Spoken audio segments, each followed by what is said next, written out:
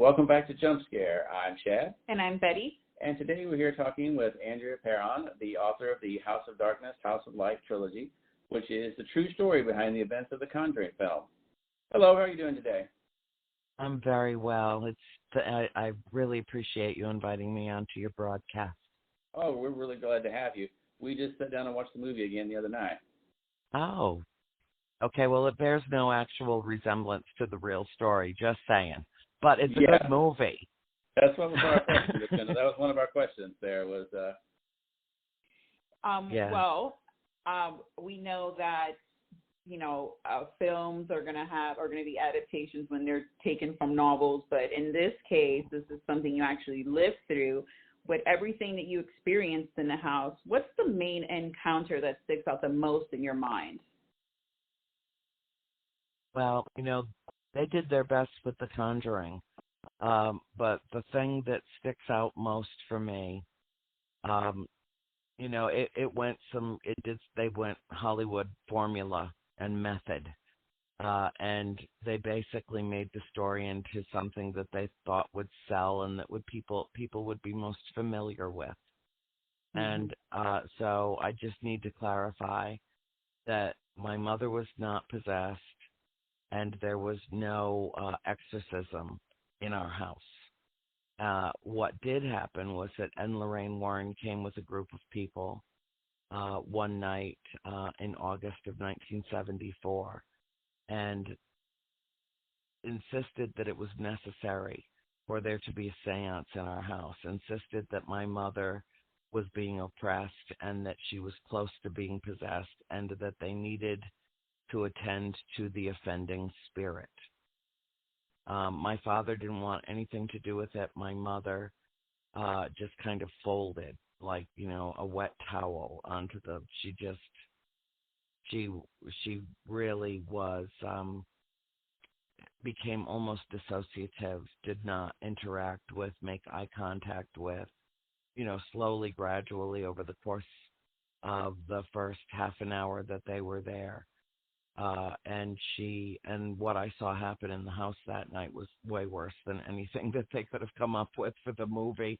I don't even really know how it could be recreated, but that is the thing that protrudes into my memory, is at the forefront of my memory in terms of bad experiences in the house, because that was the first night and the only time in my life that I've seen pure evil, that I've seen something evil and something not of this world. And I won't call it a demon because I don't know what a demon is, and I didn't see anything. There was no apparition. Whatever it was literally went into my mother and transformed her in front of at least a dozen people. And then she was lifted in the chair that she was in and thrown in a split second from the middle of our dining room to our parlor floor. And when her head hit the floor, everyone present in that house that night thought they had just seen her die. And that was horrible. So much more horrible than what they did. What they did with The Conjuring was very compelling in that scene, and I know very shocking to a lot of people, but that's not what happened. There was a chair involved. That's the only likeness. There was no vomiting blood. There was no, my mother was in obvious excruciating pain, and she was crying out and speaking in a language that does not exist on this earth. I read an article stating that you and the family were invited to go on set of The Conjuring, but I guess something happened on set and your mom she had to leave and did not want to return. I mean, I wouldn't either if I, experienced something so horrifying. Well, there's like a billion things written about this movie and our story, most of which are inaccurate, unless it comes directly from myself or my family members. It's mostly, something always seems to get lost in translation. But it wasn't that. We were invited out to the set my father, and my four sisters, April, Nancy, Christine, and Cindy. I'm so glad that April got to have that experience before she passed away in 2017. I'm sorry. Yeah, thank you. I'm so glad that she got to be a part of that. But it was my mother decided at the very last minute not to go. At the very last minute, like all the plans were made, everything was done, the car was packed, everything was, and she's like, I've changed my mind, I'm not going to go.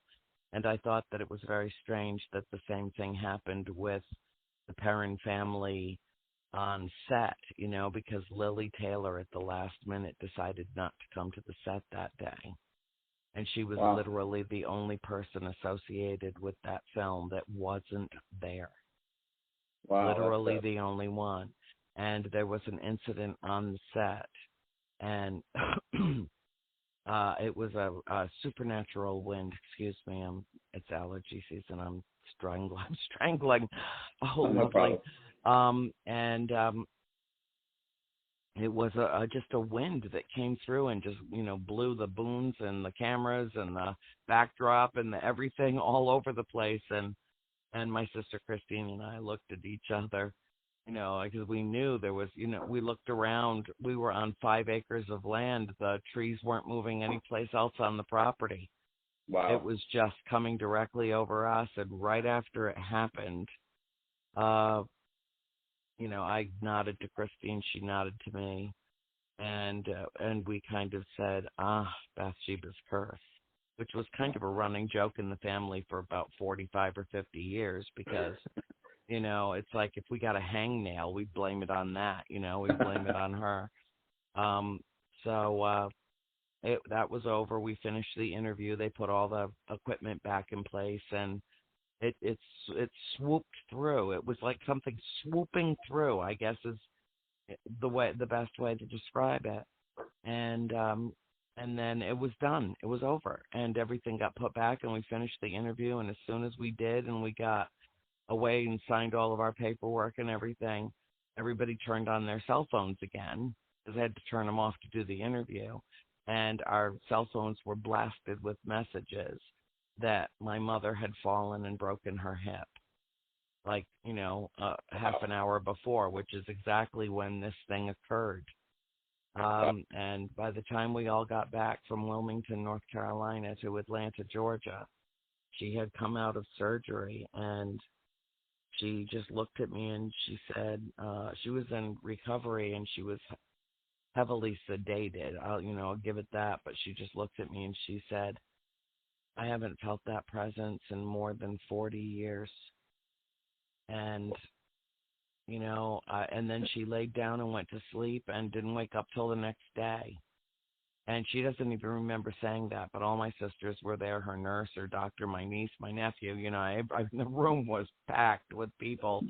And 'cause we had all just come in together from driving 9 hours back from Wilmington.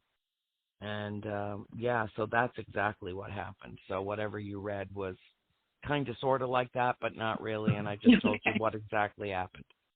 Well, that's even more intense than what we had heard. Yeah. Well, that's often the case. I think The Conjuring is the only film that's ever been made that instead of, exaggerating events based on a true story, they toned it so far down that it's just different. It's different than what really happened. What really happened was very ugly and very intense, and I give Anne Lorraine Warren credit for keeping their cool in a very, very bad situation, but they left the house that night not knowing whether or not my mother was dead or alive on the floor in the parlor, and they came back 2 months later and came to the door to see if she was still among the living. And that was the one and only time she didn't let them in and said, okay, we're done here. Yeah, I can't, I would think you would check before you left that night, Oh, no, my mother was unconscious when they left. Wow. My father threw them out of the house. It was very ugly. When your family was finally able to leave the house, did you experience anything else in your new home? Yeah. Oh, Yeah. I'm sorry. I didn't think. I don't think I was prepared to jump from the farmhouse to the house in Georgia. But yes, and in fact, I'm glad you asked it that way because when we left the house in Rhode Island, my sister Nancy had agreed to stay on indefinitely as the caretaker of the property while the new owners prepared it and restored it to its true colonial antiquity. And it kind of broke up. It broke up our family. We never lived under the same roof again as a family. All the rest of us moved to Georgia, and my sister Nancy stayed behind at the farm. Um, and was there for quite a while, the better part of a year, I do believe. But when we were leaving, my mother and I were driving. We had a little green Mustang. No, I'm sorry, silver. Not that that matters. I don't know why I mentioned it. But we were pulling out of the driveway, and we were kind of going in a caravan, with a moving truck and a station wagon and three vehicles. And as we were pulling out, we looked back to wave at Nancy on the front porch, and there was an apparition standing behind her in the window, looking out the dining room window. And my mother just gasped, and I said, "I see her." wow. And that's it. And that's all we said to each other, and we left. And when we got up on the road, pulled out of the driveway and got up on the road, my mother said, "I will never come back to this place." And she has been true to her word all these years. She has never gone back to the farm.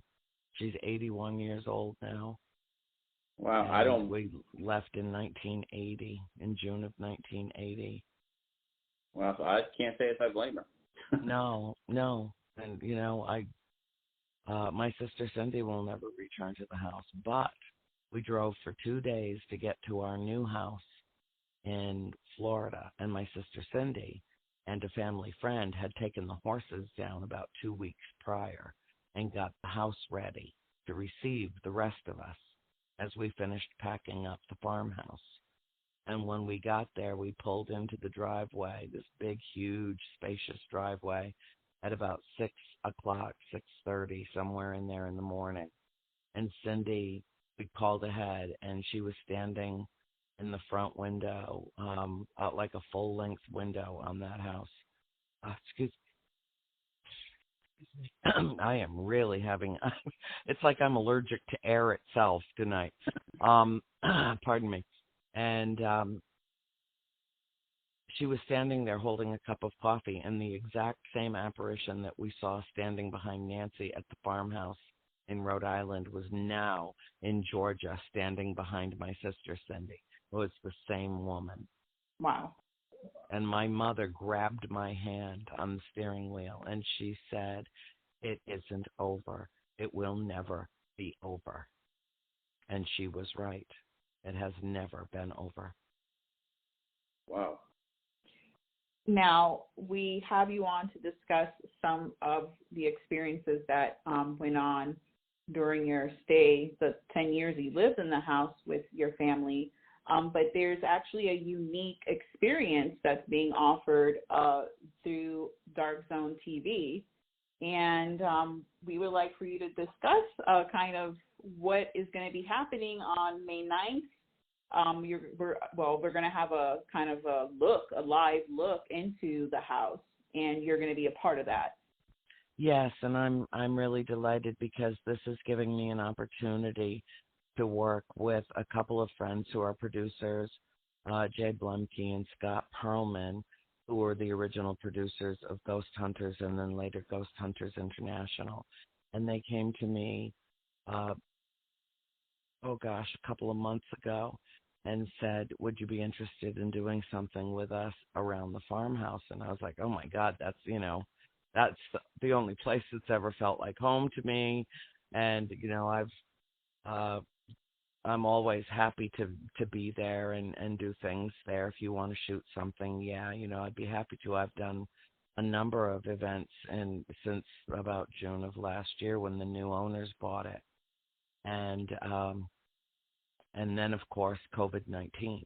And everything had to change, and there would be no shoot at the farm, and there would be no gathering at the farm, and so they had to come up with a new way to do an old idea. And instead, they came up with a new way to do a new idea, which is to basically use that as the backdrop and the setting in virtual land, in Google World, to have a Paracon and to bring in, really some of the very best people in the field. But above and beyond that, I'm so thrilled because it gives an opportunity to the people who have been the foot soldiers, the ones that are out there doing the investigations, doing the work, collecting the data, just approaching this in a very mature, in a thoughtful way. And I think, that's very, very important. And to have a backdrop of the farmhouse split on like 12 screens and covering most of the square footage of the house gives us that rare opportunity to see if something happens. It might not. It could be that nothing at all happens over the course of 8 days. It could be that absolutely nothing happens. Or it could be that this is like a grand experiment. It could be like all these paranormal people with all these different experiences and, bringing their own knowledge and their own work to a setting in the ether that's connected in with the farmhouse. Will that or will that not trigger events in the farmhouse? For me personally, what I find of most value is working with people that I know and love and respect, that I've gotten to know over the course of the last decade or so, that are just genuinely wonderful human beings. And I tell every time I do a lecture, I just say, the happiest people I know are obsessed with death. But it's not just death. It's the search for validation of an afterlife. That's why all of us do what we do. That's why I shared our story after more than 30 years of keeping it right within our own circle of our family and friends. Only the people that had actually experienced the house knew of the things that happened to us, our immediate and some extended family, most extended family, and our friends. And so after all these years, it just came time to tell the story, but The Conjuring barely scratches the surface. Yes, there are elements of the film that are accurate. There are elements of the film that are absolutely precise, but it's about 5% of the movie. And the rest of it has been conjured in the heads of two very well-meaning screenwriters that were so overwhelmed by the books and so harnessed by the people who thought telling the truth would be too overwhelming for the audience. Even Hollywood executives are still fear-based carbon units, and it's because they're human beings. We're all afraid of something, and it was too intense for them. And so, by all right, they could cut anything out of the script. It was their script. They could shift it this way or shift it that way. But the film left you with overarching impressions that good conquers evil and love conquers fear, and that my family had a supreme close encounter with spirit in the farmhouse in Harrisville, and we all survived. And it was the love in our family. It's really essentially a love story, and that's what the overarching themes of The Conjuring is. Those are the impressions that it leaves, I think, with most viewers, even if it's on a subliminal level. But there is so much more beauty and light to the story than ever gets told in a horror movie. It's just impossible to, in some ways, even though it's three-dimensional on a screen, it's a one-dimensional telling of the tale. We were in that house for 10 years, and the Warrens came 6 times over the course of a year and a half. There were many things that happened in the house that they never even knew about. So this is an opportunity for me over the course of 8 days to answer the questions of people that are in the chat, that are calling in, and to engage with people. And that will be true for every single speaker that they bring on over the course of those 8 days. And each will bring their own fresh perspective to the event. And I think that it's going to be a wonderful way for anyone who wants to engage, with those that they love and admire in the field, to be able to interact with them in a virtual, virtual land, brand new, untested. Well, we're going to test it before we do it, but this is a new thing, and I think it's a brilliant thing, and it'll be wonderful to see so many of my friends, even if it's in a little cube on a box on a screen. We all feel so isolated from each other, and the paranormal community worldwide is actually very engaged and very integrated in many ways. And so it's an opportunity for us to have a grand get-together without having to hug one another. And if you go to Paracons regularly, there's an awful lot of hugging and kissing going on. Now, you said earlier about how things got much worse when the Warrens did the seance. Now, they're planning to do a seance during this, aren't they? Well, I didn't know about that until yesterday, and I made my feelings known about that because that's not something that I would participate in, and I might not even watch because it will, it's a little PTSD, I don't want to relive that trauma.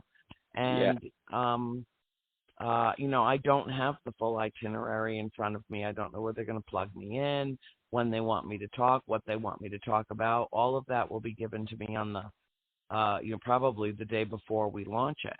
And, I'm fingers crossed and hoping for the best, because if we do this right, it really establishes a new template. But, the Heinzens have offered up their house as the setting for this, and it's not my house anymore. It's theirs, and this is an event that serves me in that if anything happens, it validates.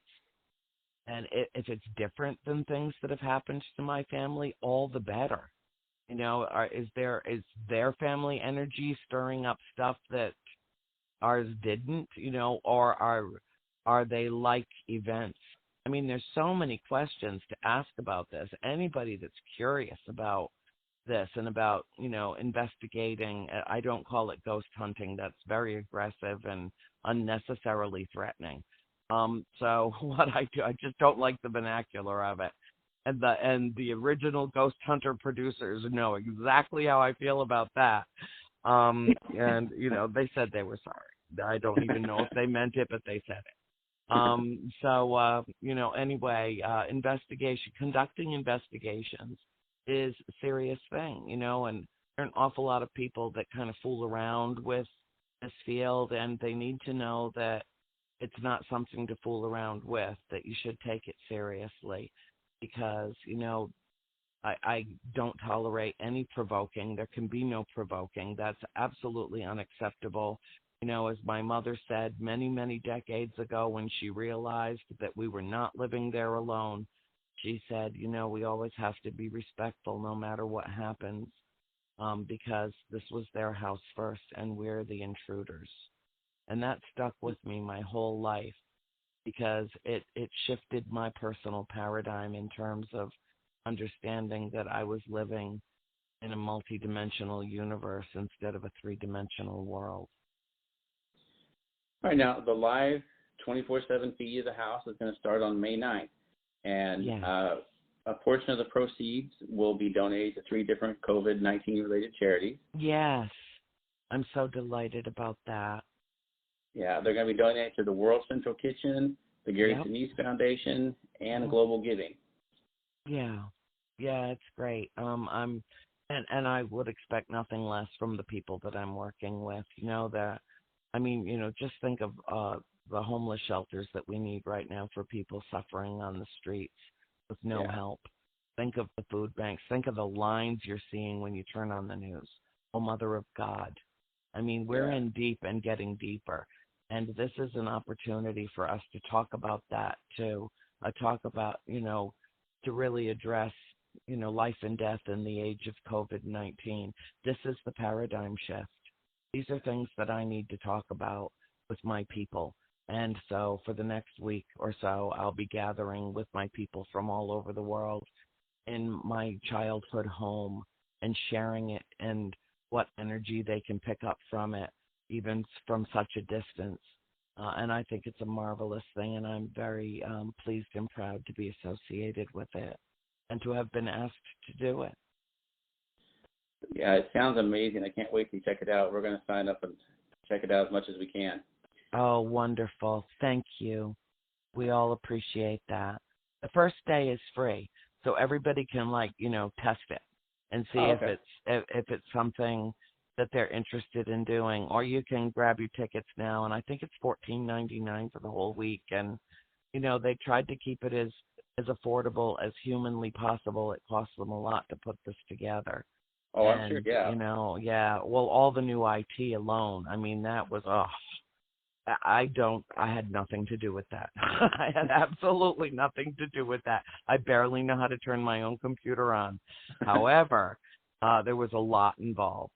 And, this is, we just wanted to make sure people, it's tight for everybody, so make it affordable so that people can have this great distraction where instead of coming home and watching Netflix, they can hop on the link that's open on their computer and watch some more of what's going on at the farmhouse and listen to some of their favorite speakers and hop in the chat room and ask questions. And, I just want it to be some light in a very dark time. That's all I want.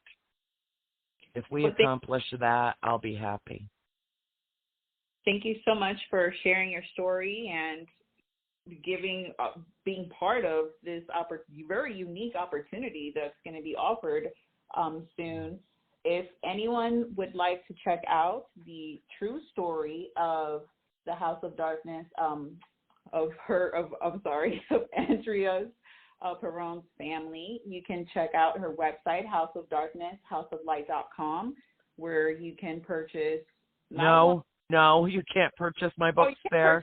No, okay. Absolutely. I disabled that button right from the beginning. No, the only way to get them is directly from me, and people can hop on my Buttercup Brigade, and I'll be happy to ship books out. I sell books out of my home, but otherwise they can get them on Amazon or through any of the major booksellers, have access to them.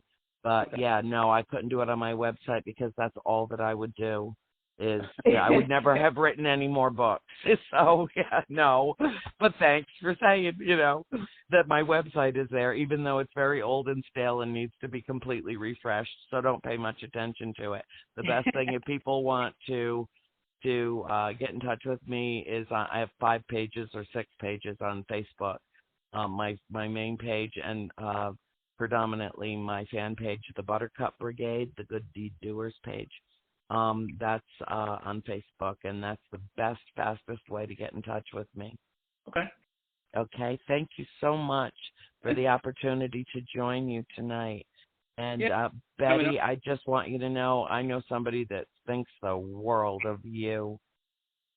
Oh, okay. Thank you. Yeah, I pre-loved you because of all the nice things she said about you. So you rock on. Rock on. Thank you so much. You're welcome, sweetheart. Thank you for having me. All right, thank you for coming on. Okay. You have a great night. Good night. And now, folks, it's time to say goodnight. We sincerely appreciate your patronage and hope we've succeeded in bringing you an enjoyable evening of entertainment. Please drive home carefully and come back again soon. Good night.